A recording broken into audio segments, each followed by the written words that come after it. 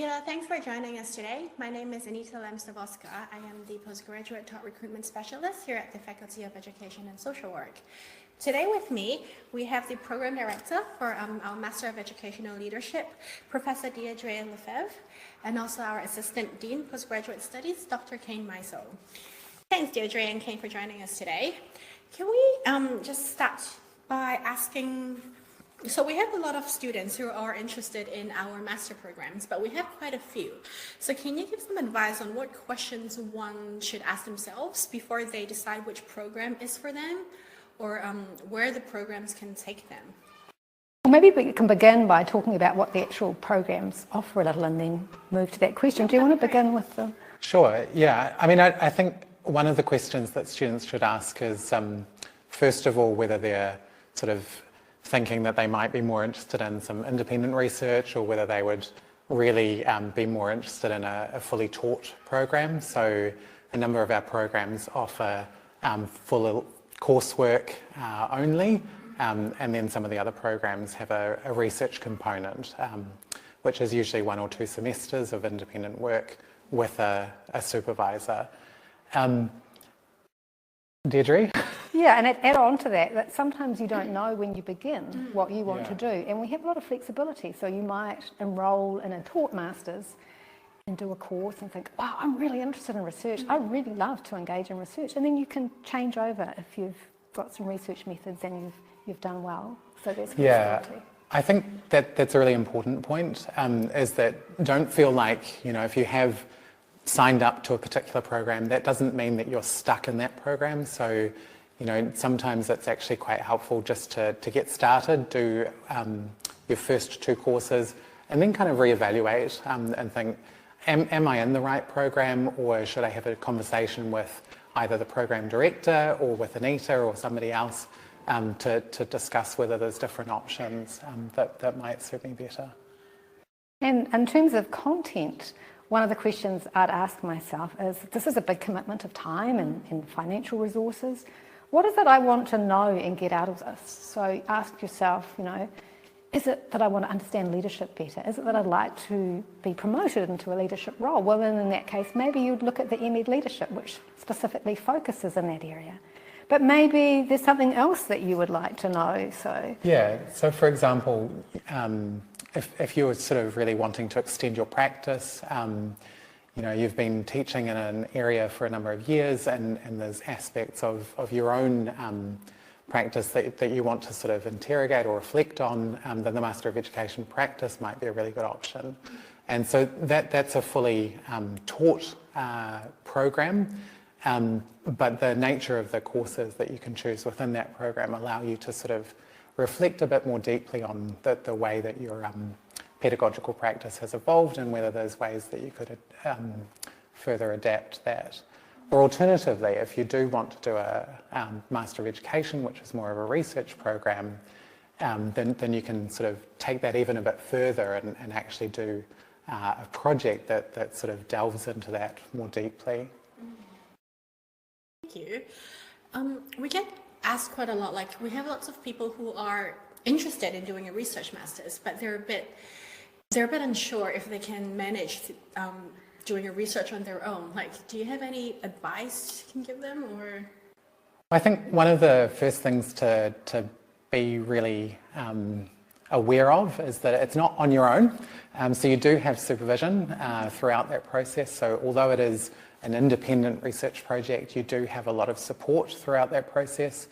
So I think one of the important things is to not feel like it's all going to be on my own, but also that it's important to have conversations with the staff that are teaching in the courses, to other students that have gone through the process, that have done a thesis or a dissertation.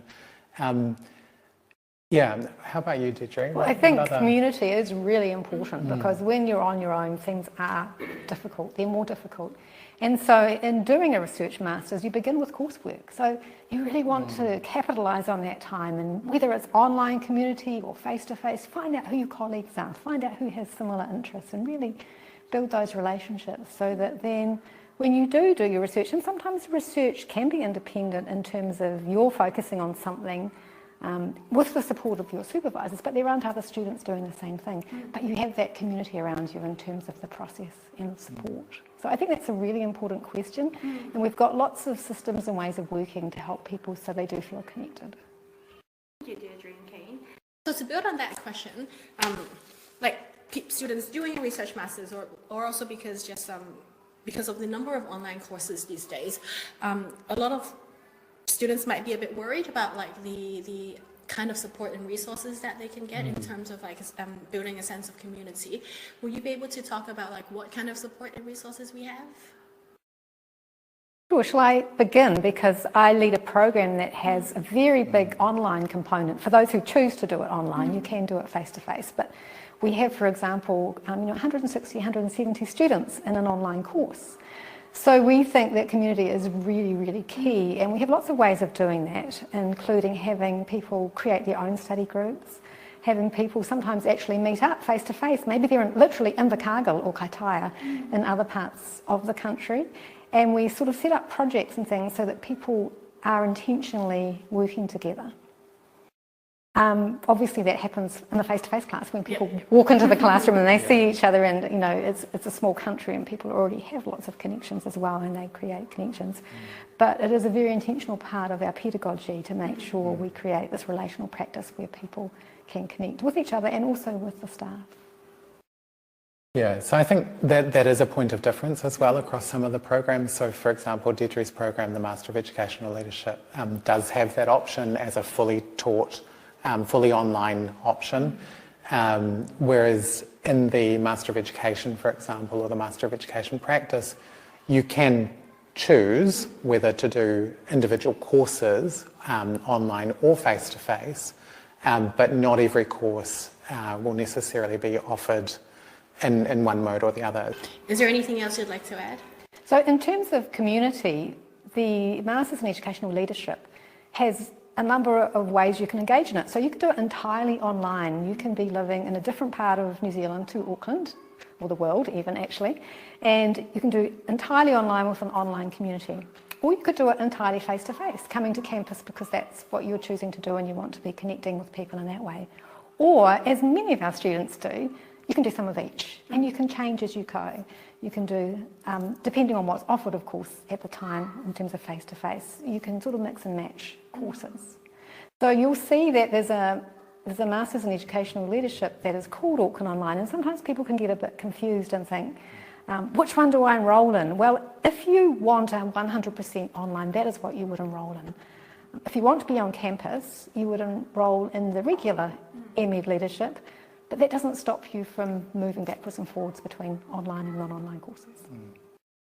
Yeah, and I think that really connects with our other Masters programs, so the Master of Education and the Master of Education Practice are more like that latter model where you choose the program and then you can mix in some online courses, some face-to-face courses, only online courses or only face-to-face, but you're not choosing the program based on whether it's online or not. It is a mixed mode program, both of the Master of Education and Master of Education Practice. So what that means is that every course will have a range of different opportunities for engagement via an online mode. So when it is offered online, there'll be likewise with what Deirdre was saying with the Master of Education Leadership online courses, there are ways that of building community with via breakout rooms, via face-to-face meetups as well, or Zoom catch-ups. There's office hours where you can speak with your course director, various different ways of engaging. Thank you. It's good to know that it's fairly flexible in terms of like the delivery mode. Yeah, so if it is a face-to-face course, there's always, I think it's important even to realise that with a face-to-face course, that doesn't mean that there isn't any online component either. So it does mean that the primary mode of instruction is likely to be on campus in generally a sort of a lecture kind of workshop discussion type structure, but there'll still be elements that are online via the Canvas page, which is our learning management system. There's discussion groups there as well, various different components. Thank you. In terms of flexibility, a lot of our students would be probably working full-time. What's the workload like, or is it manageable if they're still working? That's a really important question. And it is regarded as full-time to do 2 30-point courses a semester, and it's regarded as half-time to do 1 30-point course. And on average, that's something between 20 and 25 hours a week for a course. So you're probably sitting there doing the maths right now going, wow, that's a lot of time. And it is. I do really want to make sure people understand it is a lot of time. It is a big commitment. But the thing about that time is some weeks there'll be less work, and then building up to assignment time, for example, there'll be a lot more work. So it's not necessarily the same across all the weeks. But the message I'd really like people to understand is that it's like a job. It is a lot of work, but it's very rewarding and very exciting. But it does take a lot of time. Yeah, and I think, as you point out, many of our students are working, and many of them are working full-time. And the vast majority do extremely well, have great success. So I think that is testament to demonstrate that people can really succeed, you know. So just because you're working, it certainly doesn't mean that you can't study, but it does mean, as Deirdre said, that you need to consider how you fit that into your life so that you have a good balance between the two. And certainly my recommendation is that if you're working full-time, don't try and study full-time as well. My recommendation would be to study part-time, or vice versa. If you're studying full-time and maybe work part-time, then that's a really good balance. But it really does vary by individual. Some do both and still do very well as well. So one of the other important things in terms of that sort of workload balance is to be aware that a lot of course directors will actually try and structure the assignments to fit around holiday periods, so that you get the benefit of you know, if you are teaching in a full-time within a school full-time, then you actually generally will have the holiday period to do the major assignments as well. So I'm excited to be sitting here talking with you both about our graduate programs, because, you know, one of the most rewarding things for me is seeing people come into the MEd leadership. They might be a bit nervous. Maybe it's 20 years since they studied, or maybe 5 or 6 years. People come in and they're a little anxious. Can I do this? Do I have the skills? And then, you know, you see them a few years later walking across graduation, or they write an email, they've been promoted, they've got a new job. Maybe they've moved even into a new area. Maybe they've moved into policy, or a larger leadership position, or consulting, professional development. So it's really exciting, really, for me to see what people get out of this and their growth from when they first arrive, from, you know, actually, like the people watching this video right now, trying to decide, is graduate study for me, to where they're at a few years on. So can one of these master programs lead on to further studies, like a PhD or EDD? Yeah, so actually any of our research masters programs do enable the possibility of further study. And I think, you know, one of the really cool things to see, as Deirdre was saying before, that you see often when students first start out, they're not really sure whether it is a taught masters that they want to do, or a research masters that they're really keen on. And so I've had a number of students that have come into my postgraduate course and sort of said, well, actually, this is going to be just a one-off. I'm just exploring. I don't really know what I'm planning to do. And then by the end of the semester, they're like, oh, wow, I really loved this. I want to do more. They've gone off and done further courses. And then often they've ended up working with me as a supervisor as well. So you see them right through that process. And I've had a couple of students who have then chosen to actually go on and do a PhD with me. And so you actually end up with this quite long relationship that you build with a student over 5 or 6 years at times. And it's really exciting and really cool to see the growth from that sort of initial period where you're sort of saying, oh, I don't know if this is quite for me. And then by the end of the PhD, they're actually really teaching me things and I'm learning from the student. And that's I think, the pinnacle of my job, the best aspect of my job is where you see that growth over a number of years.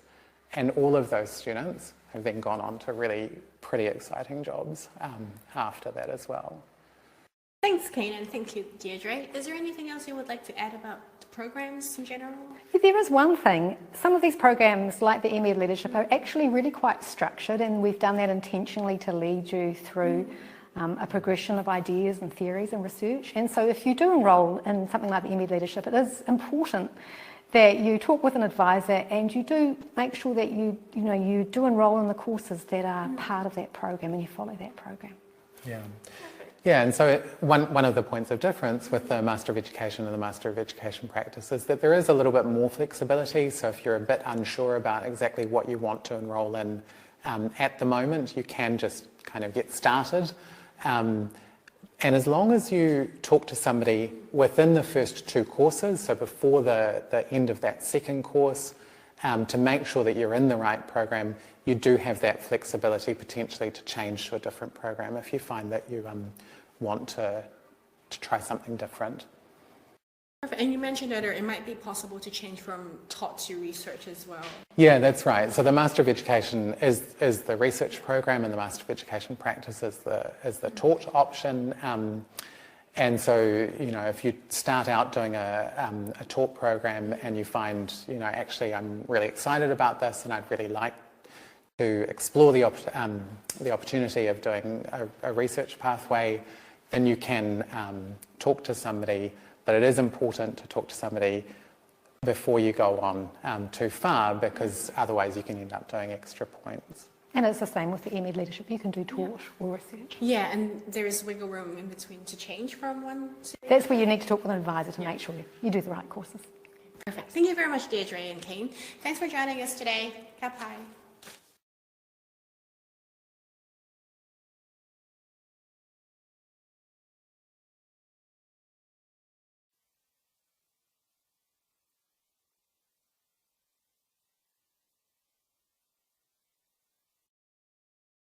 Joining us tonight despite the very yucky weather. I hope you are all staying safe and dry. My name is Anita and I'm the Postgraduate Taught Recruitment Specialist here at the Faculty of Education and Social Work. So I hope you found the information in the interview useful in helping you decide which education master program to take on, or at least gave you a better idea of what the programs are like. So, thank you so much for sending through your questions. We will now be answering as many questions as we can tonight, and if there are questions we cannot answer today, I will get in touch with you directly and answer them afterwards. Cool. So there are some questions around the time frame. So how long would it take to complete a master's degree, and the workload, is it easy or difficult to juggle it with full-time or with full-time work? So I can answer these 2 questions together because they're a little bit related. So a realistic time frame to complete the to complete a master's degree would kind of depend on which master's program you're doing. The majority, for example, would be doing like a 180-point master program. So a 180-point master program usually has around 6 papers, 6 courses, or we call them. So 30 points per paper. So if you do it full-time, it can take you just a year and a half to complete the qualification. But if you're doing it part-time, then it can vary. If you're doing it every semester, 1 paper. So within 1 year, you'll be doing 2 papers, and it will take you around 3 years to complete it if you're doing it part-time. And it is very doable to work full-time and study part-time. It's going to be quite challenging if you want to work and study full-time. On average, we would say around 10 hours of study time per week. So yeah, so you just need to see how that fits into your schedule and how you can juggle the workload. Each course has a slightly different workload, and when you are interested, we can send you the if you're interested, sorry, we can send you the course outline, or you can have a look at the course outline for the courses that you're interested in. And it will kind of give you an indication of what the workload is like, what assessments they are, so you can have a better idea of if the workload is manageable for you. Hope that answers that question. And I've heard that the campus is going to be moved from Epsom. Where would that be? So yes, you are right. We're currently in the Epsom campus. So if you start in semester 2 this year, which is in July, you will still be studying in the Epsom campus for a few months. By the end of the year, we will be moving to the city campus. So we'll be joining the university, the main campus in the city campus. So all our education and social work programs and courses will be held there. A lot of our courses are flexible. So if they require in-person attendance, then it will be at the city campus. If it's what was that word? If it's offered online as well, then it can be from anywhere in your own comfort. So there is quite a flexible, and sorry, the word I was thinking of is hybrid. Yeah, a lot of our courses now are quite hybrid, which means that you can choose to either attend in person or to attend online. So it's really quite flexible. And when enrolling in a course, you can choose to have a look at the delivery mode of that course and see if it fits you in terms of like traveling and like logistic wise. Okay, there's a question here about the difference between research masters and taught masters. This is a very good question because it's one of the many questions that you will probably need to ask yourself before deciding which program to take on or which qualifications to pursue. So research masters, it's usually a master qualification that has more than 90 points thesis or research component. So it can still have some taught courses. So taught courses means that they're like mainly like readings and assignments, and it's been taught by a lecturer, whereas research thesis or research component means you have to do your own research. So that's the main difference. So a research master's will usually have more than 90 points thesis or research component, 90 or more. And you will be doing a research methodology course before you start the research component to give you a little bit of an understanding in how to carry out a research portfolio or thesis. Like I said, there'll probably still be some taught courses within a research master's, but there will be a larger research component. Whereas a taught master, the majority of courses will be taught courses. There might still be a research component, but it would be less than 90 points, so probably 30 or 60 points. So yeah, that's one of the main things you can think about. But a good thing is we try to be as flexible as possible because we do understand that circumstances changes, or you might start out doing a taught master's, but then you realize you're actually really passionate about a certain topic and you would like to explore more and do more research on it. And that is quite okay, and that's quite common actually. So all you need to do is to let us know within the first 2 papers that you're doing, and there is a lot of flexibility in changing from research to taught to research, as long as you still meet the entry requirement of the other program. I hope that answers your questions. Another question similar to, related to the research is, what if I know that I'm interested in research, but I'm not sure what topic or what specific topic I would like to focus on? And that is a very, very common inquiry or worry we get from our students. The good thing is you don't have to decide now. Like I said, you can actually, after taking the first 2 papers, you can then decide on what topic you would like to focus on. So there is some room and time for you to figure out what you're passionate about, what you're interested in. And like I said, there is quite some flexibility in changing and moving between taught and research masters. You can also have a look at our academic staff's discovery profiles. So if you just Google education and social work discovery profiles, you can have a look at our academic staff's profile to see what topics they're interested in, to give you some ideas. And like, you might be inspired. You can see what research, not what kind of researches they've been underdoing, they've been taking on, and then you can see if that fits with what you want or what you're interested in. So it can give you some ideas as well. Okay, and then, okay, a question about the flexibility of the courses. Are all courses offered online? So it depends on what program you are interested in doing. A lot of our courses are offered online, and our programs are designed to be quite flexible. But depending on the nature of the course and the program, there might be some mandatory face-to-face aspects. So if you're interested in having a look at our courses this year, you can get in touch with me afterwards, and I can send you a link, and you can have a look at the courses to see which ones are delivered online, which ones are face-to-face only. Most of our postgraduate programs, the education programs like Master in Education Practice, Master of Educational Leadership online, and the Master of Education can be completed online. But there might be some specific courses that you are interested in that are only offered face-to-face. So like if the course that you're interested in is offered only face-to-face, then you might need to choose another one that's offered online if you were only wanting to do online ones.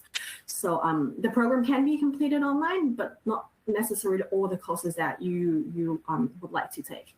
But again, it's quite flexible. And if you are unsure, just email me. I will let you know my email address after the Q&A session, so you can flick through any unanswered questions or any questions that comes into mind afterwards.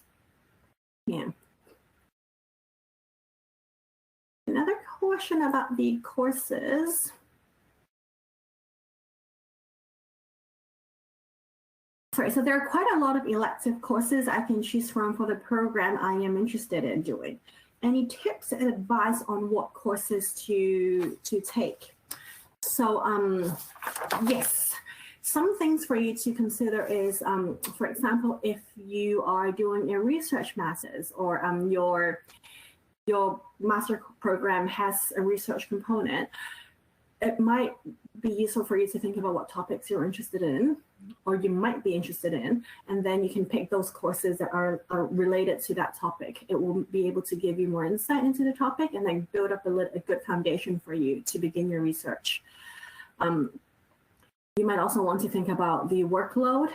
If you're studying full-time, if you're working full-time, you might want to consider the workload and the assessment type. The delivery mode of the courses, like I said, a lot of the courses are hybrid, but some might only be offering face-to-face and some might only be offering online options to do. So that's something you can consider as well.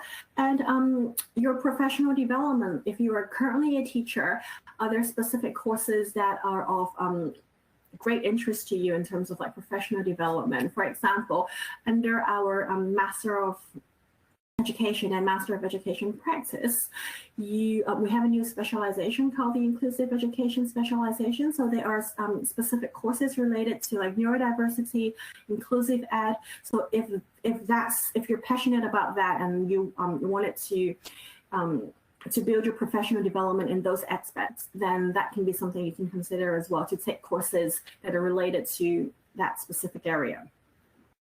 And like I said, you're more than welcome to have a look at our course outlines. They're all online. And yeah, to find out more about the courses and if they suit you. If you have any more questions, just send them through the Q&A function. If there are questions I haven't answered yet, just look them through, and I'll try to answer them tonight.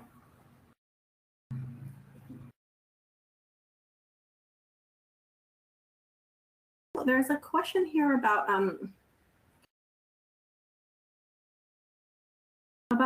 the courses within each program. So lots of questions about courses. That's good. It means like that's something you're interested in, and that's something that's that might be a little bit confusing. So can you give a brief overview of what each program entails, or what can I expect? A brief explanation of the type of courses offered and the differences. Okay, this part is already answered, the differences between taught and research-based. So let's talk about the different programs and the courses within those programs. So a lot of courses within the programs are actually interchangeable. So there might be courses that are within both Master of Education and Master of Education Practice. So you can probably do that course no matter which program, which qualification you are taking on. So the so a lot of them are actually interchangeable. So I guess the most important question is for you to ask yourself why you're wanting to do postgraduate studies, because it might be like you might want to focus more on the qualification and where that qualification can take you more than the courses. Because if, for example, that course isn't within the course schedule for that specific master's program, if you let us know, we can always communicate with the program director and see if the director is happy for you to substitute that course for one of the other elective courses. So there's a lot of flexibility within the programs. So like I said, the most important thing is probably for you to ask yourself why you're doing postgraduate studies. Where do you want that qualification to take you? If it's like if you're wanting to take on more leadership opportunities, then definitely the Master of Educational Leadership. If you're wanting to like grow into a deputy principal or principal, like you're currently a team leader, then you probably want to consider the Master of Educational Leadership because it gives you the qualification to step into a more senior leadership role. And it has research and top options. So it's quite flexible. And it can be done entirely online as well. If you are a current teacher, you're wanting to upskill and apply theories into practice, then the Master of Education Practice would be a very good option. It's a more structured program. It's a more structured program, and it's also a top program. So it's like if you don't want to do any research at all, then that can be a very good option. If you are not a teacher, or even if you're currently a teacher, but you want to upskill, you're passionate about certain topics, certain educational issues, then the Master of Education would be a very good option for you because it's a research master's, so it has a larger research component. So it gives you lots of room to carry out your own research, and it leads into PhD doctoral studies in the future if that's something you want. So if you have very specific questions that you would like to ask me, like you want to tell me a little bit more about your background and see which master's program suits you more, you are very welcome to book in a one-on-one drop-in session with me this week, or even after this week, just flick me an email and tell me when, and then I can arrange something with you. But if you just go into our postgraduate week website, you can have a look at the drop-in sessions, and you can book in one with me, and then we can talk about your situation a little bit more specifically to see which program will be the best for you given your background and your experience and your aspirations. Okay, and then can you also, sorry, there's another question here about the honors program. So I assume you're talking about the Bachelor of Education and Teaching honors. So that's a one-year program, one-year qualification, and it's the fastest program, the shortest program that can lead into into doctoral studies. So if you are wanting to, like if you know that you're wanting to do a PhD or Doctor of Education, ADD, then you might want to consider the Bachelor of Education and Teaching honors, because yeah, that's just a 1-year program, but then it leads, because it's a research program, it's very research heavy, then it leads in perfectly into the doctoral space. Lots of very, very good questions tonight, and these are questions that we get asked a lot. So thank you so much for sending them through. Let's see. So here, okay, about the honors qualification, what level would the honors be? The honors would be, I'll get back to you about that one. Sorry, I just need to double check if it's level 8.9. Let me just check.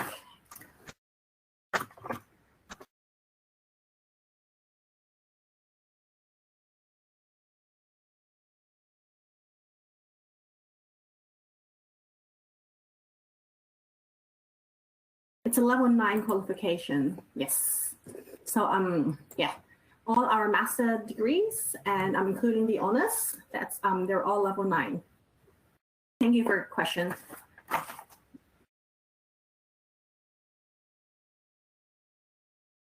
there any other questions? I'll just give it a few more minutes. If there are questions that just came in mind, you can flick them through.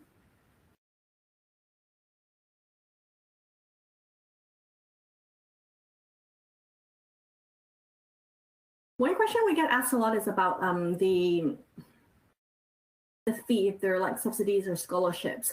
So yes, we do have quite a few subsidy and scholarship options. So if you are a teacher and you have supervised one of our student teachers in the last 2 years, you're actually entitled to one free paper, one free 30-point postgraduate paper. So it's really, really good. It's an amazing opportunity. So if you have been supervising if you have supervised one of our student teachers in the last 2 years, do get in touch with your principal, your school, or us. Let us know, and you can make use of this. So it's a one free 30-point paper, and you can use it for any qualification, for a postgraduate certificate, diploma, or master's, or even just as a standalone paper. And we also have a lot of different scholarship options. We have, for example, international postgraduate scholarship. So if you're an international student wanting to do a postgraduate qualification, we do have scholarships available for you. So yeah, just get in touch if you want to find out more about scholarship options, or have a look online on our website. So there are quite a few options there as well. Okay, there's a question here. I'll be doing my postgraduate certificate in education. Not a teacher, that's absolutely fine. Okay, what course? Okay. It might be better for me to answer your inquiry directly. So I will grab your email address and I will reply to you directly, because Marianne, it seems like it's a very specific situation. So I can also go through the courses with you. Yeah, especially if you're wanting to do it in semester 2. If you can choose or book one of my drop-in sessions, I can have a one-on-one chat with you, or I can also grab your email if you have to. I think you've already registered, so I can grab your email off it, and I can get in touch with you to answer your question. Yeah, like I said, it depends on what area you're interested in, or what area you want to grow in. So yeah.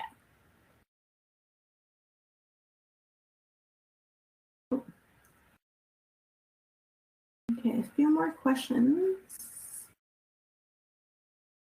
So these students have to be from the University of Auckland. I suppose you are, I assume you're talking about the student teachers that you have been supervising. Yes, they have to be our student teachers. So student teachers from the University of Auckland. And if someone is living overseas, can they apply for international scholarship? Yes, but it depends on what program they're wanting to do, because not all programs can be done if you are not currently in New Zealand.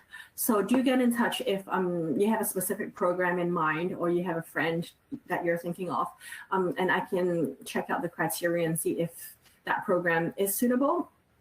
Yeah, thank you, Marianne, for sending me your email. So I will, and I'll get in touch with you regarding your question.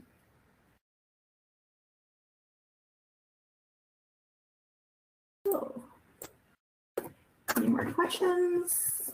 We still have some time, so I can answer a few more if you have.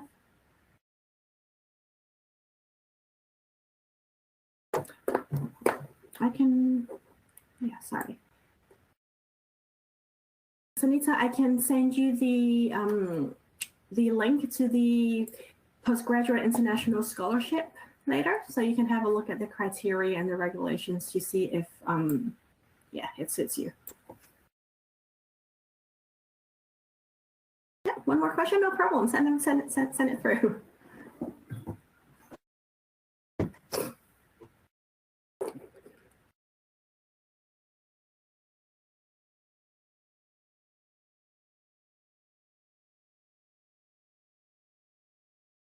Okay, so can the Bachelor of Education teaching honors, can it be done part-time? Yes, it can. Yeah, all our master's program, all our postgraduate programs can be done online. Different programs do have different time limits. So time limit means it has to be done within before a certain date. So usually research programs, research qualifications have a shorter time limit because of the nature of the qualification, and taught masters have a slightly longer time limit. But you can either search online, University of Auckland postgraduate program timeline, or flick me an email and I will get back to you. Yeah. If any questions come into mind afterwards, like I said, please do book in an online session with me this week or in the future, doesn't matter. My email address is pgt, postgraduate taught, so pgt @auckland.ac.nz. pgt for postgraduate taught, pgt @auckland.ac.nz. And my name is Anita, so just send through any emails and I usually get back to you within like 1 or 2 days, so yeah. And just wanted to remind you that semester 2 is open for application already. If you're thinking of starting your studies in semester 2, this is the perfect opportunity for you to get in touch to see what programs, what qualifications would suit you, or what courses you would like to enroll in. And yeah, applications are open. You can send it through, and at any time if you get stuck within your application, do reach out so I can jump in and have a look.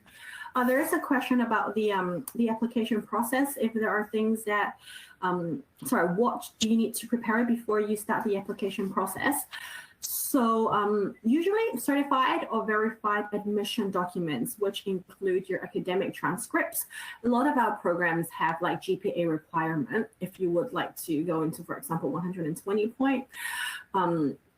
So yeah, we require your academic transcript, identity documents, like your citizenship or visa or passport, evidence of language, English language proficiency for some programs. I mean, sorry, not for some programs, for some students, if English is not your first language.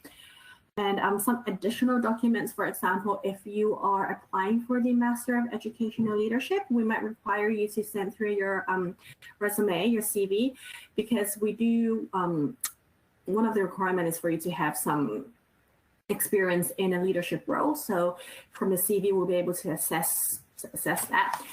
Once you send through your application for semester 2 or for even future semesters, our admissions team, they will process it on their end and they will communicate with you if there's anything additional that they would like you to submit, and you can just upload it onto your application portal, which is quite convenient because, yeah, anything they want, you just upload it and then you don't have to send it to us. It can just be uploaded to the portal.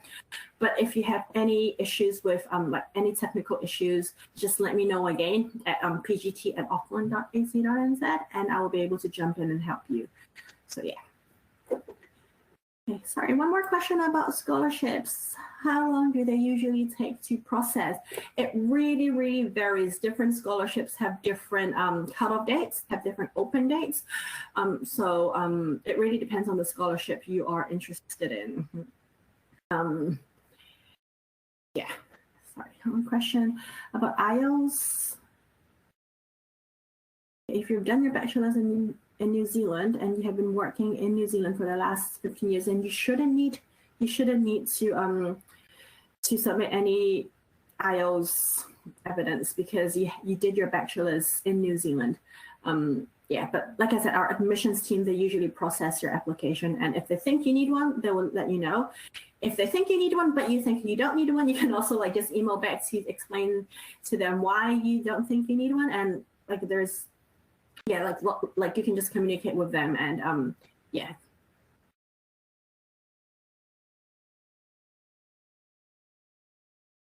Let's see, any more questions?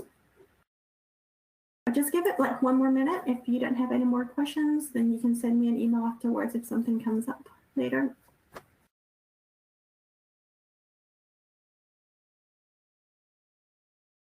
If you know of anyone who wanted to join this discussion but couldn't make it because of the terrible traffic or the weather, we're going to run it again at 7.